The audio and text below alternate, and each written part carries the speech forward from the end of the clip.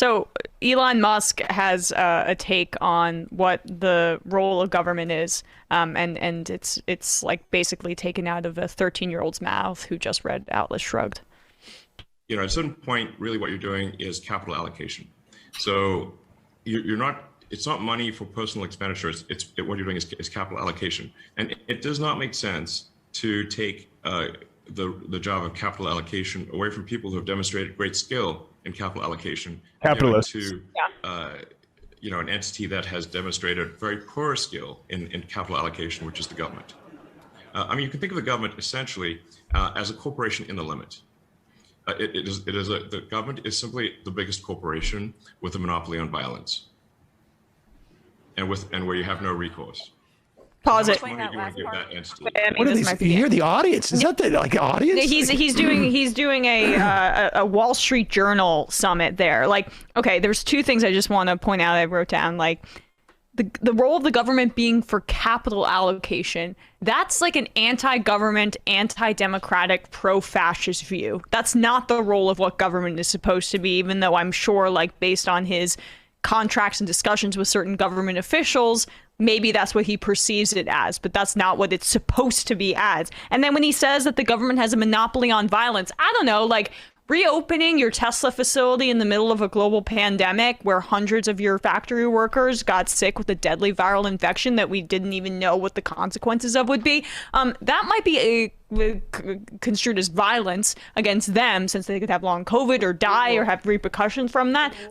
That's pretty damn violent, and you did that. Well, I'd also just say particularly on the monopoly of violence thing, we don't monopolize it nearly enough because we have mercenary groups that we allow to just go to different countries and things like that. We shouldn't allow any Tiger Swan. This is all privatized. We literally outsource. He's complaining that the government has the ability to put you in jail if you don't pay your taxes. Yeah. But we should be clear. The government is no more like a corporation than any enterprise or institution is like a corporation. The fundamental difference between a government and a corporation is that there is, theoretically, at least, some type of accountability to the public. We are we are not even shareholders.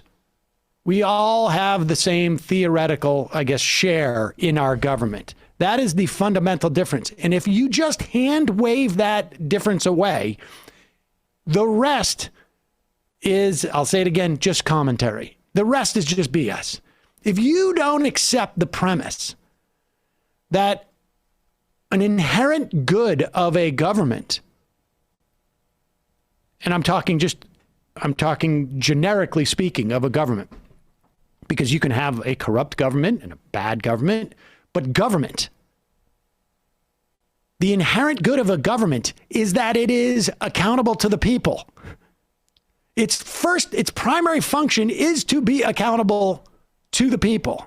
Oh, it's not capital allocation? So, yeah, do we think that in this year 2021, where we're running up against the limit of what the globe can handle in terms of the atmosphere in the way that capitalists have invested in, say, oil technology, and do we really think that capitalists have done such a really great job in allocating the capital? And let's be clear. Government does allocate capital. That is all our politics does, is determine who gets what money. That's it. Everything that we do as a society. And it's just a question of who's getting the money. And in this society that we have now, the money runs towards those with more money. It goes to Elon Musk to put a tunnel underneath Las Vegas. It goes to wealthy in terms of subsidizing their means in which to create greater profits. It goes to the wealthy insofar as that their taxes are in some way subsidized. Look, when you get a reduction in your capital gains tax versus your income tax, that's a subsidy. But he's not saying capital allocation in terms of redistributive wealth for the public good. He's basically saying that the government should act as or the government acts as the way Tesla acts, as the way ExxonMobil acts, which is ludicrous. No, it doesn't. But it does allocate capital. It's just that the problem is that it allocates it to people that we disagree it should be allocating it to. There is no society which doesn't redistribute wealth. You want to call it capital allocation, whatever it is. They say that because it's if you say capital allocation, it really does sort of in some ways obscure and make it seem like this is a technological choice and we need to deal with efficiency, as opposed to the primary function of society, which is accountability, and a democracy, which is everybody participating in both the decision-making of the allocation of our resources as a society and in the benefits of it. The way he says, he pulls short of saying we shouldn't take the duties of allocating capital out of the hands of capitalists. Because if he said that, everyone would be like, yeah, you idiot. What are you going to go have Trump go build another golf course with it? Right. He says the people who have proven to have done it well. That's not how you become a capitalist. You don't have to, how do you prove this to your dad when he gives you like some skimmings from the emerald mine? And let's be clear, Elon Musk does not exist without our government allocating resources. None of these, if you think that things have turned out well, it's because the government has made it possible for those things to turn out well. It's not a coincidence that Tesla is in America as opposed to, I don't know, Somalia. It's because there is a government that creates an environment that makes it possible for these entities to flourish. Yeah, Elon's the guy that said we'll coup anyone we want when someone was talking about Bolivian lithium. And because that's why he's in America. Is because he actually likes that monopoly of violence. It serves him. Exactly. And it's just like, it's just a question of like who gets control of those levers. And there are times, and maybe it's a constant state of vigilance that you have to be in, where the wrong people have control of the control panel.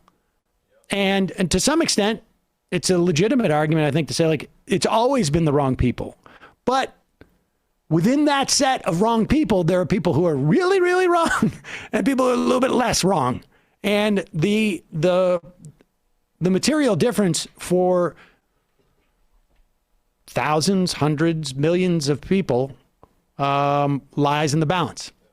Yeah, and like if the government was actually acting as a corporation, I doubt that they would have just benevolently been giving Elon Musk basically subsidies to allow him to limit the risk of his kooky ventures that are actually not as innovative as he pretends they are. But the point is that like a government doesn't act as a corporation. Yeah. A corporation acts as a government, but it's just a private one. Yeah. And that's the point. Like the government supersedes a corporation. A corporation does not exist in nature.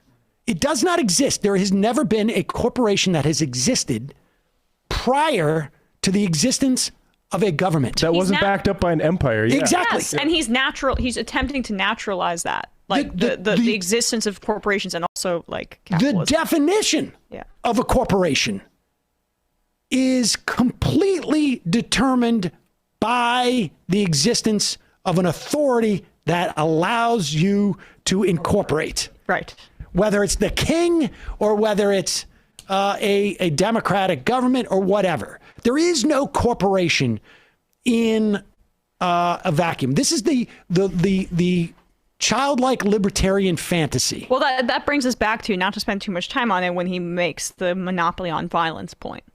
Right? Well, yes. Again, he took that straight out of Ayn Rand's mouth, and he put, like, capitalism is violence. Like, yes, the United States is, like, exertion of military forces violence, but that's not the kind of violence he's talking about. He's talking about taxation against him as violence, which, like, I'd love for him to experience the violence that he inflicts upon his workers. When he says monopoly on violence, he does mean, I think, the military and cops and stuff like that. He means authority. He means a monopoly of the authority to commit violence and have it be, sanctioned.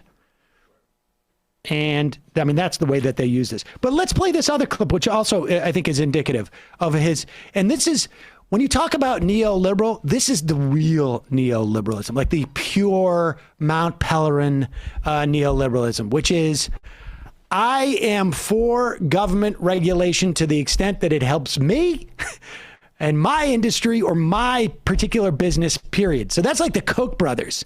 They got like everybody, like, it's always hypocritical of these libertarians because there's so many things that benefit the Koch brothers, but yet they're against government regulation. That's not hypocritical. That's the thing. That's what their agenda is. Here is Elon Musk. Anybody who can guess why he's not for subsidies for what ostensibly would help him gets a cookie. What about the support, though, for the charging network? I mean, there are parts of this bill, and no? No, I mean, do we need support for gas stations? We don't. So there's no need for this for support for a charging network. I would delete it. Delete. Okay, all right. I'm literally saying get rid of all subsidies. Okay, now, all right. First off, of course we subsidize gas stations. I mean, of course. We've subsidized all the externalities that come out of gas stations, whether it's leaks or whether it's the roads themselves. These roads were not built for horse-drawn carriages, folks. We literally subsidize gas. And we subsidize gas. But why doesn't Elon Musk want a subsidy for charging stations? First thought is, well, he's in the electric car business. Of course he wants that.